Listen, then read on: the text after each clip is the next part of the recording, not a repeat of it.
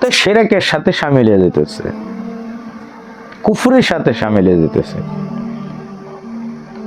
আদেশ অমান্য করছেন, কঠোর আদেশ, হালকা আদেশ না, কঠোর থেকে কঠোর আদেশ হালকা ভাবে নিয়ে আপনি এটা জীবন চালনা করতেছেন, এবং এ দিয়া আপনার বংশের মাঝে বা জীবনের মাঝে বাড়ি গাড়ি শোক করলেন, করে আল্লাহরে দায়ী করতেছেন, আল্লাহ তুমিই সব দান করছো। একটা অক্ষর যদি কোরআনের আয়াত পাঠ করেন, আলিফ শব্দটা ধরি, তো কি দিয়ে শব্দটা উচ্চারণ করতেছেন? আপনার এই শক্তিটা কোথা থেকে আসতেছে? হারাম বক্ষণ থেকে, সুদের টাকা খাওয়া। সুদের টাকা খাইয়া আপনি আলিফ বলতেছেন, বা আল্লাহ বলতেছেন, বা তার প্রিয় হাবিবের নাম নিতেছেন। আমার আপনার আদৌ কি এই নাম এই মুখে শোভা পায়? তাহলে কি ডাকবো না? আমার কথা ওই জায়গায় না। ডাকতে গেলে পরিশুদ্ধভাবে ডাকতে হবে, তার আদেশ নিষেধ মাইনেই তো ডাকতে হবে। এখন নিষেধাজ্ঞা কাজ বেশি বেশি করার পরে আবার আল্লাহকে ডাকতেছেন, আল্লাহকে দায়ী করতেছেন, আল্লাহর উপরে দোষ চাপাই দিতেছেন, এর হিসাবটা কি পরিমাণ হবে? এই টাকা দিয়েই আপনি মসজিদে 5 ব্যাগ সিমেন্ট দান করলেন, এই টাকা দিয়েই আপনি গরিবকে সাহায্য করলেন, যেটা কি সদগায় জারিয়া হইতেছে না পাপের জারিয়া দিতেছেন? এটা কি আপনার সদগায় মানে সোয়াবের জারিয়া আছে, কিয়ামত পর্যন্ত সোয়াবটা জারি থাকবো? যদি আমি ভালো কাজ করি তাহলে আমার কিয়ামত পর্যন্ত এটা জারি থাকবো। একটা ফলাদি গাছ বাড়ির পাশে লাগাইলাম, এই ফলাদি গাছ থেকে ফল দিল, মানুষ খাইলো, পশু পাখি খাইলো, যতদিন গাছটা থাকলো ততদিন আমার অনবরত সব হইতেই থাকলো। এর ছায়া তলে মানুষ বসলো, এর অক্সিজেন মানুষ পাইলো, সৃষ্টি করলে জন্য ভালো কাজ করলাম। কি দিয়া করলাম? সুদের টাকা দিয়ে একটা গাছ রোপণ করলাম।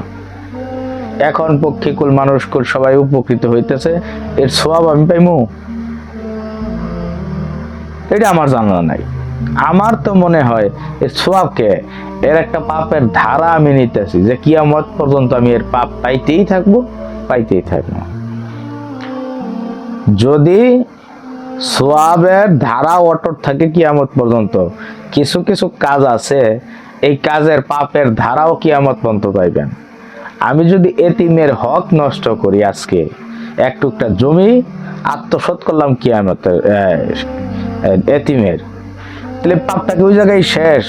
না যতদিন বক্ষণ করবো ওই এতিমরে ফিরে না দিব, কিয়ামতের আগ পর্যন্ত ওইটার পাপ আমি পাইতেই থাকবো। এতিম আমার কাছে 1 লাখ টাকা পায়, আমি দিলাম না, আমিও বংশ থেকে গত হয়ে গেলাম, এতিমও গত হয়ে গেল। এই 1 লক্ষ টাকায় দিয়ে আমি একটা জমি কিনলাম, তো জমি আবার আমার প্রাণ খাইতেছে। তো বিষয়টা এটা কিয়ামত পর্যন্ত জারি করে দিলাম, পাপ আমার খাতায় উঠতেই থাকবো, উঠতেই থাকবো। এটা পাপের ভয়াবহতা। যেমন সোয়াবের আশা করেন কিয়ামত পর্যন্ত, যে আমার সোয়াব খাতায় উঠতেই থাক, উঠতেই থাক, তেমন কাজ আছে যেই কাজগুলা করলে কিয়ামত পর্যন্ত গুনাহ উঠতেই থাকবো, উঠতেই থাকবো। তার মধ্যে সবচেয়ে বড় ভয়াবহ দিক হইতেছে গিয়া এই সুদ, এই ঘুষ। এই ঘুষ সুদ দিয়া পরিবার চালাইতেছি, সংসার চালাইতেছি, মাথা পিতা চালাইতেছি, বড় বোয়াল মাছ আনতেছি, খাইতেছি।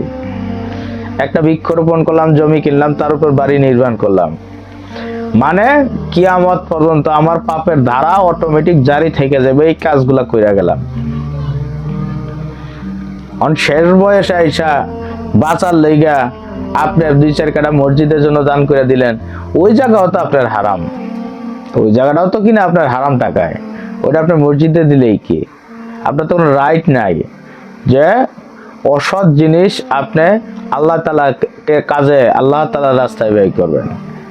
এরকম কোনো নির্দেশনা তো নাই। আপনি নির্দেশনা নিজে বানাইছেন, নিজে এটা সৃষ্টি করছেন, করে এই কাজটা করছেন, আপনাকে কেউ ফোর্সও করে নাই, আপনি বাঁচার জন্য করলেন। তাই মসজিদ যতদিন থাকবো, আবার আপনার টাকা যে মসজিদে দিলেন, ঘুষের টাকা, সুদের টাকা, এই টাকার যতদিন আপনি মনে করেন ওই জায়গায় খাটতে থাকবো ততদিন পাপ পাইতে থাকবেন। আমার কথাটা অন্যভাবে নিয়েন না যে মসজিদ করলে মসজিদের পাপ আপনি সারা জীবন পাবেন, তা না। আপনি সুদের টাকায় মসজিদ করাইলেন, সুদের টাকায় আপনি গোপনে দান করলেন মসজিদে, এইটার পাপ আপনি কিয়ামত পর্যন্ত পাইতে থাকবেন। আমি এই রেশের কথা বলতেছি। আপনি পান আয়ু মাত্র 40 বছর, হয়তো খান একটু কম, কিন্তু হালাল খান। হালাল খাওয়ার পরে জীবন দশায় যদি এক ওয়াক্ত নামাজও আপনার কবুল হয়, কিয়ামতে নাজাত পাওয়ার জন্য আল্লাহ হয়তো সেটাই যথেষ্ট করে দিবে। আর হারাম খাওয়ার পরে যদি আপনি হাজারকে হাজার ওয়াক্ত নামাজ পড়ার সুযোগ পান, তা কবুল হবে না। সেটা আরো পাপের থেকে আরো ডাবল পাপ হবে। একে তো পাপে আছি, আবার নেক কাজ করার একটা বাহানা তৈরি করতেছি, সেটা আরো জঘন্যতম পাপ করতেছি। বিষয়টা বুঝতে হবে। আমি সুদের টাকায় শরিয়াতের জামা কাপড় কিনলাম, কিনা আমার অঙ্গ আবৃত করলাম, সৌন্দর্য ফুটাইলাম, সেই জামা কাপড় নিয়ে মসজিদে ঢুকলাম। তা আপনি কি করতেছেন? এটা আপনি তো নিজেই একটা নোংরা, সেই পবিত্র জায়গায় ঢুকে সেই পবিত্র জায়গাটাকে আপনি আরো কলুষিত করার চেষ্টা করতেছেন, জঘন্যতম কীটের কাজ করতেছেন। মাথায় কি এতটুক সেন্স আমাদের কবে আইব আর কবে হুশ হইব? আজকে এনজিও চাকরি করতেছেন, ব্যাংকে চাকরি করতেছেন, বাহাবা পাইতেছেন, শ্বশুর বাড়ি থেকে বাহাবা পাইতেছেন, ভালো বিয়ে করতেছেন, সমাজটা এরকম হয়ে গেছে। কিন্তু কথা হইতেছে কাজটা কি করতেছেন? ছেলে ভালো এনজিও চালা, এনজিওর মালিক, দৌড়দেই মাইয়া বিয়ে দিয়ে দিতেছে। দিলাম কি করে? জামাই এনজিওর মালিক, একটা এনজিও চালায়, মানে সুদের কারখানা। সে সুদ তো খায়, সুদের কারখানা তৈরি করে লইছে।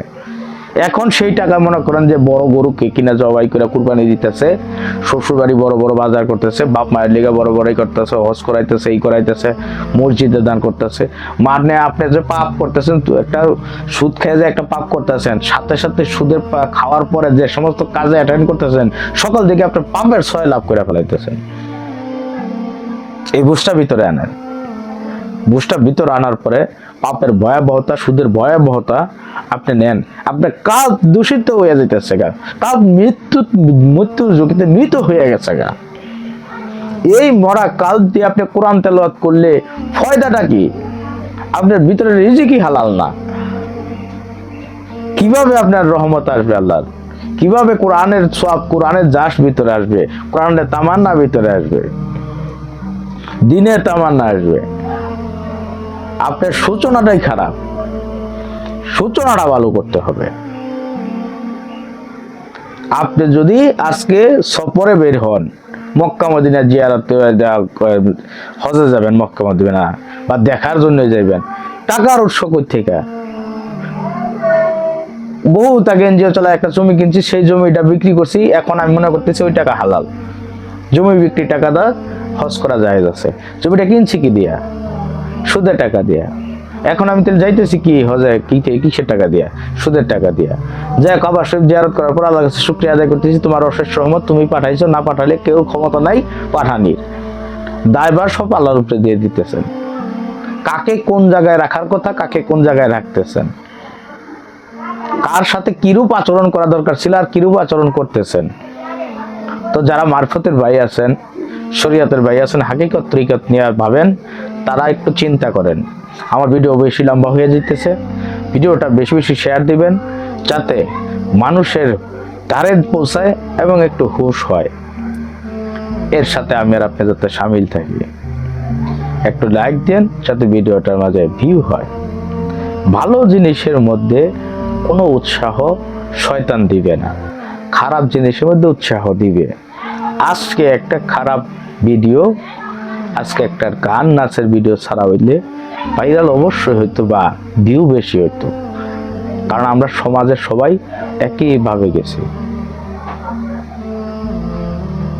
আমরা যে জগতে আছি, যে সমস্ত কাজ করতেছি, সব খারাপ কাজের দিকেই বেশি স্থাপিত হইতেছে। যাই হোক, এটি আরেকটা ভিডিও তৈরি করবো, কথা বেশি হয়ে যেতেছে। ভুল ত্রুটি ক্ষমার দৃষ্টিতে দেখবেন। হালাল রিজিক বক্ষণ করার জন্য আল্লাহ যেন আপনাকে আমাকে তৌফিক দান করে। ওয়াখরা দাওয়ানা আনিল হামদুলিল্লাহি রাব্বিল আলামিন। আসসালামু আলাইকুম।